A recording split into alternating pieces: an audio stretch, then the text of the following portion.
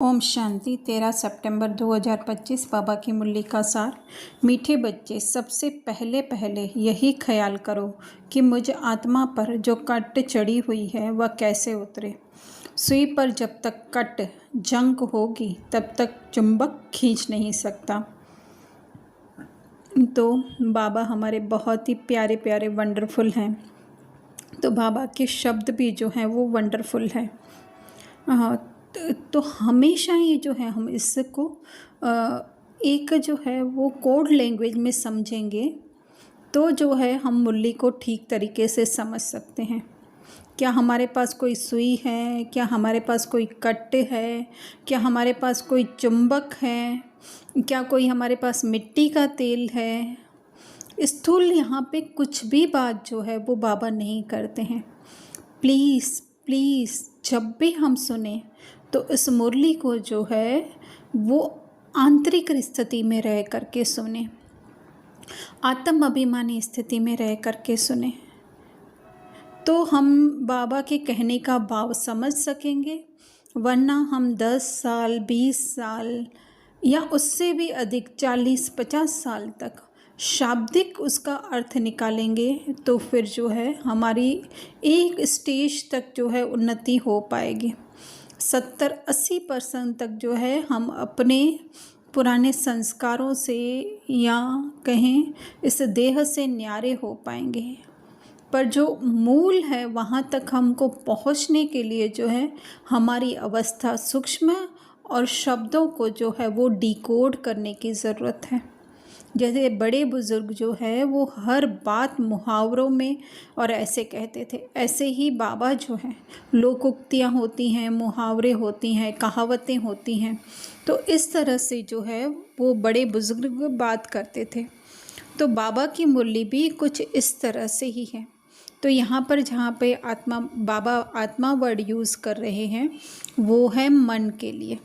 मन जो ये रोल प्ले कर रहा है, जो खुद को जो है आज ये देह समझ करके बैठा हुआ है या आत्मा का लेबल अपने ऊपर लगा करके बैठा हुआ है वो आत्मा का ही हिस्सा, लेकिन एक जो है संकुचित रूप का है, क्योंकि आत्मा तो बहुत ही विशाल है। ये जैसे हम कहें हमारा रीना का रोल जो है वो आत्मा के अंदर भरा हुआ है, लेकिन मन जो है संकुचित होकर के स्वयं को इतना सा ही रोल समझता है, उसके आगे की उसको जानकारी नहीं है। तो वो है आत्मा जिसको आज बाबा कह रहे हैं, है ना, मन को जो आत्मा कह रहे हैं। फिर कट चढ़ी हुई है, कट कोई हमको पता है स्थूल नहीं, और विकारों की भी हम कहें विकारों की कट चढ़ी हुई है तो हम कहेंगे रीना के ऊपर से मैं विकार निकाल रही हूँ, है ना। लेकिन जो है वो तो कई उसके अंदर मेमोरी में फिट है। हाँ, रीना के अलावा भी जो मेमोरी भरी हुई है उसके अंदर भी जो है वो विकार है। रीना के ऊपर से हम कट निकालने की करेंगे, जैसे ऊपर से हम सफाई करने की कोशिश करें लेकिन अंदर गंदगी भरी हुई है। एक सेब है, ऊपर से काला नज़र आ रहा है, हम ऊपर से उसको पॉलिश करके या वो आजकल क्या करते हैं लेबल लगा देते हैं फ्रेश फ्रूट का, तो ऐसे लगा करके रख दे, लेकिन अंदर क्या होता जाता है, सड़ा बढ़ता जाता है। अंदर जो कीट है उसका कीटाणु है वो पूरा खाता जाता है उसको। तो हम काटते हैं तो हमें पता चलता है अरे ये तो और भी अंदर ज़्यादा बड़ा है, और काटते जाते हैं। तो हम क्या करें, इससे अच्छा है जब भी हमको पता चला तो हम क्या करें, वो आत्मा में से मन में से निकालने की कोशिश करें। और मन में से जो है वो हमारे निकालने से जो है वो नहीं निकलेगा, उसके अंदर पहले क्या बनना पड़ेगा। जैसे उसमें भी क्या होता है, स्थूल रीति से तो सेब में अगर सड़ा है तो उसको काट देते हैं, पर अगर दीवार में या फर्नीचर में जब सड़ा बढ़ जाता है तो हम क्या करते हैं, उसके अंदर दवाई लगाते हैं जैसे कि वो सड़ा बढ़े नहीं। तो इसी तरह से हमको भी दवाई वो इंजेक्शन को इतना लगाना है कि मैं ये हूँ ही नहीं, उसका कनेक्शन ही काट देना है अपने संकल्पों का उससे। जब संकल्प जो है उसको पावर नहीं देंगे, मैं का लेबल नहीं लगाएंगे, तो वो सड़ा आगे बढ़ेगा नहीं, और जो हुआ है वो धीरे धीरे धीरे धीरे करके रिकवर होता जाएगा। जिसको ही काफ़ी बार मुरलियों में बाबा कहते हैं कि तुम तो चैतन्य हीरे हो। वो तो हीरे जो है वो काटने पड़ते हैं फ्लॉलेस बनाने के लिए, लेकिन हम क्या करें, पहले इंजेक्शन लगा दें आत्मा का कि मैं संपन्न, वो ओरिजिनल आत्मा का संपन्नता का संपूर्णता का इंजेक्शन लगा देंगे तो सड़ा बढ़ेगा नहीं, और जो बड़ा हुआ है उसको बार बार वापस यही स्मृति दिलाने से कि मैं संपन्न संपूर्ण आत्मा हूँ, तो वो जो है सड़ा धीरे धीरे करके कम होता जाएगा। वही है कट निकलना, वो या कट उतारना। और जब तक सुई पर कट चढ़ी हुई है, अर्थात हम स्वयं को ये देह मान करके बैठे हैं कि देह में आज विकार हैं, देह में आज काम की लालसा है, देह में आज क्रोध है, तो जब तक, क्योंकि बुद्धि में स्मृति हमें देह की रहती है, आत्मा की स्मृति नहीं रह रही है, तो वो जो बाबा एवर प्योर हैं, जो सदैव अपनी आत्मिक स्थिति में रहते हैं, तो उस चुंबक को, वो चुंबक हैं बाबा, उसको नहीं खींच सकते, या हमारे ही हम कहें सत्य स्वरूप स्मृति को नहीं खींच सकते जब तक हम स्वयं को जो है ये देह मान करके बैठे हैं।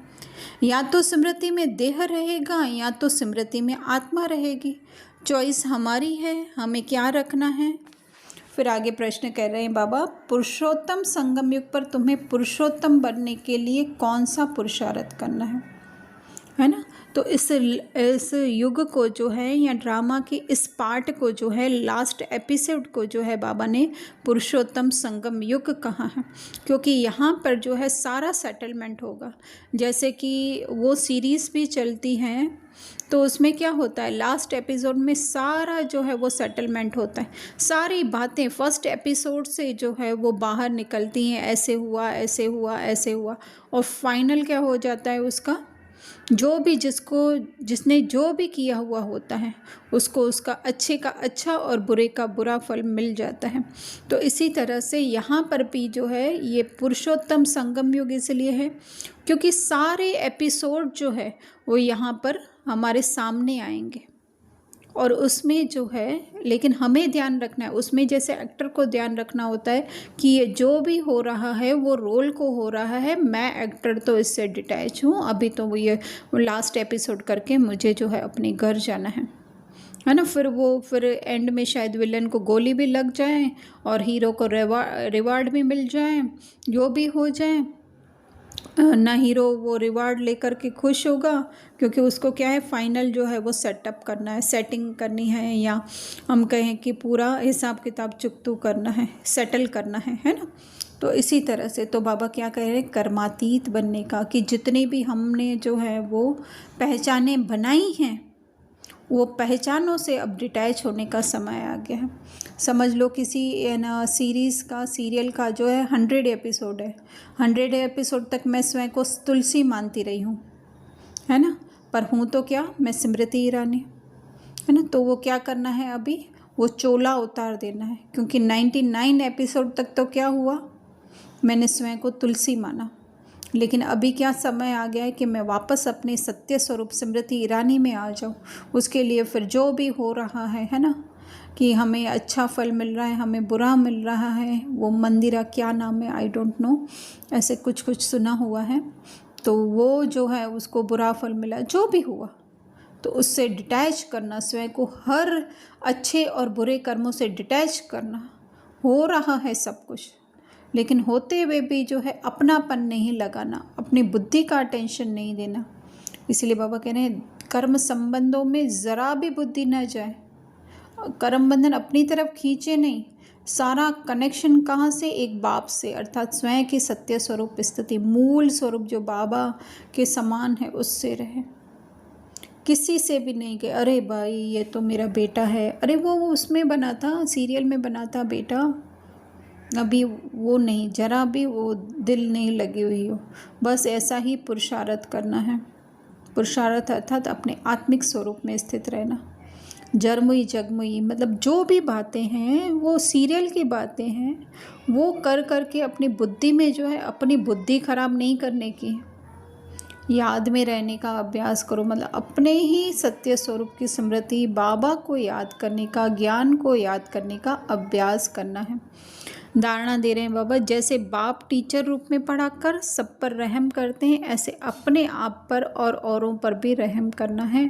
पढ़ाना क्या है? हर संकल्प को हमें पढ़ाना है कि ये सत्य नहीं है, क्योंकि सत्य स्वरूप आत्मा जो है हर संकल्प से परे है। तो यही है अपने आप पर और दूसरों को भी जो है उसी सत्य स्वरूप स्मृति से देखना, वो है दूसरों पर रहम करना। पढ़ाई पर पूरा पूरा ध्यान हो कि बाबा हमें क्या क्या श्रीमत दे रहे हैं, किस कंडीशन में हमें किस तरह से उसको फेस करना है, उस पर पूरा ध्यान देना है। कैरेक्टर सुधारने हैं। कैरेक्टर वो देह के भी हैं, दोनों पैरेलल साथ में, बाहर से भी सुधारते जाएं, लेकिन फोर्स किसी में भी नहीं कि ये हुआ ही क्यों मेरे साथ, है ना। कि जैसे बाहर से हम काफ़ी जो है सबके साथ पोलाइट रहने का करते हैं, लेकिन साथ साथ जो है वो अंदर का भी पुरुषार्थ चाहिए, अंदर की भी सोच चाहिए। डबल रोल यहाँ पे प्ले करना है, बाहर का भी और अंदर का भी। बाहर आत्मिक, अंदर आत्मिक स्मृति और बाहर रोल में भी ध्यान। तो वो है कैरेक्टर सुधारने। पुरानी सड़ी हुई परचिंतन की बातें करके, है ना, जो बीत गया सीन इस ड्रामा में, इस मूवी में, इस सीरियल में, वो है पुरानी सड़ी हुई बातें। उससे अपना बुद्धि योग निकाल देना, क्योंकि वो सीन वापस नहीं आएगा। आएगा तो 5000 वर्ष के बाद आएगा। कोई भी पाप कर्म अर्थात स्वयं को देह समझ करके जो है वो कोई भी कर्म नहीं करना है। जंग को उतारनी है याद में रहकर, आत्मिक स्मृति में रह करके जो है वो देह को भूलना, वही जंग को उतारना। वरना आज काम का उतारा, आज क्रोध का उतारा, आज मोह का उतारा, एक उतारा दूसरा चढ़ गया, तो वो नहीं करना है। पूरा देह अभिमान ही उतार करके, ये रोल ही उतार करके फेंक देना है। वरदान दे रहे हैं, दृढ़ता द्वारा कलराठी जमीन में भी फल पैदा करने वाले सफलता स्वरूप भव। दृढ़ता कौन सी? आत्मिक स्मृति की दृढ़ता। फिर जो हमारे रोल में कलराठी जमीन है, जिसमें कोई भी गुण नहीं है या बहुत सारे अवगुण हैं, तो वह कलराठी जमीन के उसमें जो है वो ये गुण या ये विशेषता, ये शक्ति आ ही नहीं सकती है। लेकिन जितनी जितनी दृढ़ता होगी आत्मिक स्मृति की, उसमें से क्या होगा? फल निकलेगा। अर्थात वो हमारे अंदर जो है गुण, शक्ति, विशेषता है जो है वो आती जाएगी। उसी को ही बाबा कह रहे हैं सफलता। जैसे साइंस और साइलेंस का उदाहरण दे रहे हैं, वो कितना फल पैदा करने का प्रयत्न करते हैं। रेगिस्तान में भी फल पैदा करने का प्रयत्न करते हैं, क्योंकि जितना हो सके वो अंदर से जो है वो जो है बीज या जड़ कहें, वो पानी खींच करके निकाले। तो इसी तरह से हमें भी क्या करना है, अंदर अंदर बहुत जन्मों के अंदर अंदर जो है वो हमारे अंदर विशेषताएं, गुण भरे हुए हैं, वो जो है वो साइलेंस के बल से जो है हमें निकालने हैं। जितना साइलेंस में जाएंगे उतना अंदर अंदर अंदर अंदर जाते जाएंगे, और वो जो है गुण, विशेषताएं हमारे अंदर आती जाएंगे। जो बाबा कह रहे हैं हिम्मत से बाप की मदद मिलती है। तो कौन सी हिम्मत करनी है? एक संकल्प की, जस्ट एक संकल्प की जो है हिम्मत करनी है कि मैं हूँ ही आत्मा संपन्न, संपूर्ण, सर्वगुण संपन्न। स्लोगन, अपने को सदा प्रभु की अमानत समझकर चलो तो कर्म में रूहानियत आएगी।